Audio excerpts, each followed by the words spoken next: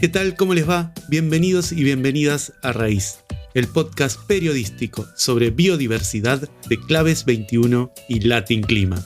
Mi nombre es Damián Profeta y junto a Katiana Murillo y Fermín Kopp vamos a compartir con ustedes diferentes informes sobre la diversidad biológica, todas las formas de vida en nuestro planeta, la importancia de su conservación, cuáles son las amenazas a la flora y la fauna en América Latina y cuáles son las acciones que se están tomando para su protección.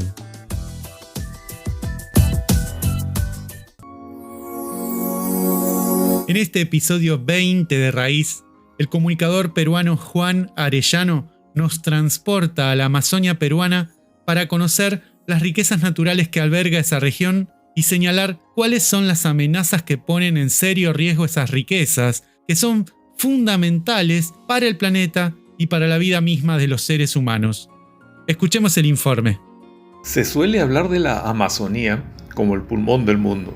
Y por lo general nos la imaginamos agreste, virgen y brasileña. Pero no es así del todo. Al tratarse de una región tan grande y por el hecho de estar inserta en varios países, en cada uno de ellos tiene características diversas y contextos particulares. En el caso del Perú, la Amazonía ocupa más del 60% del territorio de un país al que el resto del mundo lo ve como andino antes que amazónico. Y la Amazonía peruana es hogar de muchos pueblos ancestrales para los que el bosque amazónico es su principal y a veces única fuente de sustento. Por otro lado, también encontramos urbes pujantes como la ciudad de Iquitos en la región de Loreto, con casi 500,000 de habitantes. Es en esta región de Loreto, la más extensa del Perú, que hay diversas áreas naturales protegidas, entre ellas la Reserva Nacional Pacaya-Samiria, entre los ríos Marañón y Ucayali, la Reserva Nacional Alpahuayo-Millana, en la parte media de la cuenca del río Nanay, y el Área de Conservación Regional Comunal Tamchiyacu-Tahuayo, entre otras. Para conocer más sobre las particularidades de esta región, el biólogo de la Universidad Nacional de la Amazonía Peruana, Kenny Walinga Vázquez, especialista en conservación pesquera, nos habla de la biodiversidad de Loreto. Loreto tiene el récord global de biodiversidad.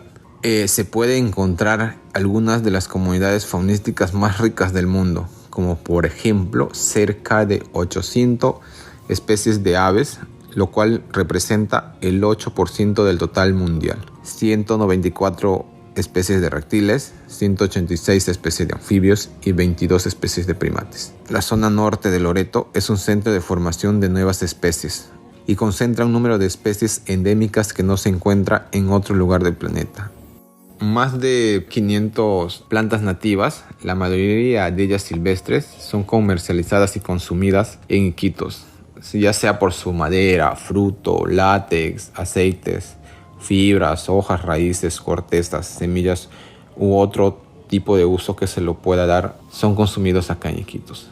En Iquitos se consume cada día como fruta seca en refrescos y helados, como por ejemplo más de 20 toneladas diarias de aguaje. La fruta de la palmera del mismo nombre que crece en pantanos y más de 15,000 toneladas de pescado al año, además de varias toneladas de carne del monte. ¿Y de dónde vienen estos productos? Son del bosque y los ríos. En sí, buena parte de la gente de la ciudad de Iquitos también vive de uno u otro modo del bosque y del río, transformando o comerciando con los productos silvestres que llegan a la ciudad o trabajando eventualmente como madereros, pescadores o extractores de otros recursos. Sin ir muy lejos, tenemos el mercado de plantas medicinales más grande del mundo, el famoso Pasaje Paquito. El Pasaje Paquito es la farmacia natural más surtida del mundo, con cientos de productos medicinales de unas 150 especies de animales y vegetales. También se venden en Belén unas 130 especies de frutas silvestres, lo cual es otro récord mundial. El Loreto no solo es rico en números total de especies, ¿no?, sino en especies únicas o endémicas para regiones muy restringidas. Un ejemplo de ello es la perlita de Iquitos, la cual lo podemos encontrar únicamente en los bosques de barillales de la Reserva Nacional Alpahuayo-Millana. Hablar de biodiversidad no solamente es hablar de pajaritos y de otorongo, sino también es hablar de la cultura que tenemos. Y estas culturas, estas comunidades, vienen manejando sus recursos sosteniblemente para poder generar ingresos económicos, ¿no? Existen experiencias de manejo que vienen siendo desarrolladas por diferentes instituciones y diferentes grupos de manejo, ¿no? Modelos que pueden ser aplicados con los actores directos, las propias comunidades. Lo que quizás falta es un poco más de inversión, tanto del sector público y también del sector privado, para encadenar estas experiencias de manejo sostenibles y se vean reflejados también en generación de ingresos económicos para las comunidades que vienen manejando el recurso, que vienen cuidando la biodiversidad, que vienen cuidando el bosque, que vienen cuidando los cuerpos de aguas, que vienen cuidando las cochas, que vienen cuidando la fauna del bosque, ¿no? Que vienen cuidando la medicina, que vienen cuidando la farmacia del bosque. Toda esta biodiversidad, sin embargo, se ve amenazada por varios factores.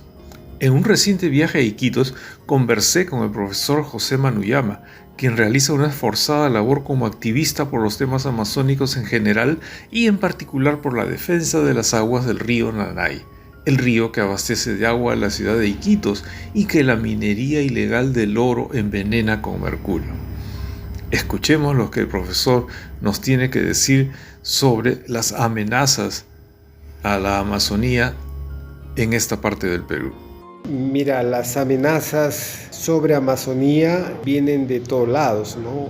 Desde las empresas agroindustriales que deforestan miles de hectáreas, también la explotación petrolera, también la tala ilegal, la minería ilegal, el tráfico de flora y fauna. Y todas estas actividades están asociadas a problemas sociales, ¿no? Como la trata, el alcoholismo, las drogas. Es una zona realmente asediada por todo tipo de actividades económicas de mucho dinero, además. Lo más complicado es que están ligados a negocios internacionales que mueven mucho dinero, lo contaminan todo, aumentan la corrupción y tienes una Amazonía a punto de colapsar.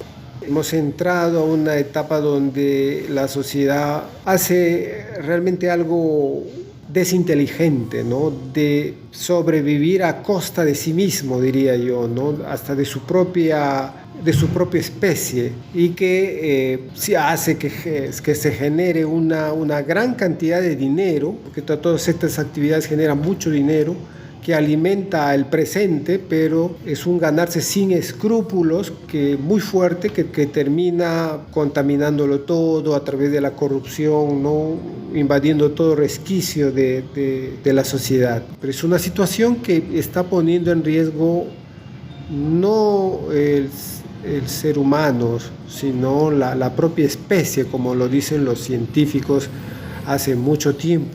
Lo que debemos hacer es convencer, dar a conocer a los demás ciudadanos de lo que está pasando, no una tarea nada fácil, de modo que se amplíe la sociedad civil exigiendo cambios para poder presionar al Estado, que tiene la función precisamente de velar por el bien común. O sea, aquí entra el Estado, pero sociedad civil frente al Estado, frente a su alcalde, frente a su gobernador, frente a su Congreso, para que pueda tomar medidas que restrinjan, que disminuyan o eliminen, ¿no? Todas las amenazas sobre Amazonía. También nos corresponde priorizar formas económicas que sí se pueden hacer, pero que no destruyen. Es decir, existen 1000 formas o muchísimas formas de aprovechamiento económico que no destruye, y entonces que funcionan parcialmente incluso. O sea, ya hay estas actividades, pero no tiene toda la prioridad y el estímulo adecuado. Si el Estado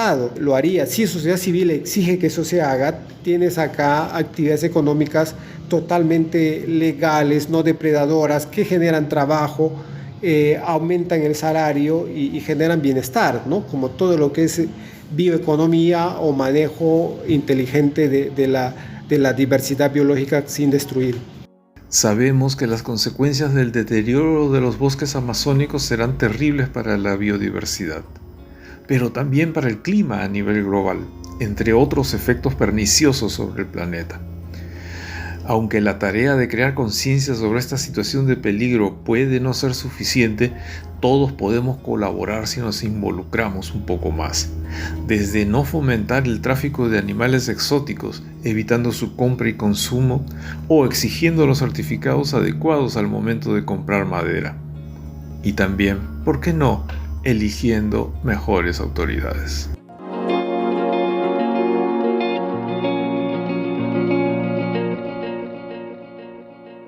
Hasta aquí llegamos con este informe de Raíz, pero si visitan escuchoraíz.com van a poder acceder a más información sobre este tema.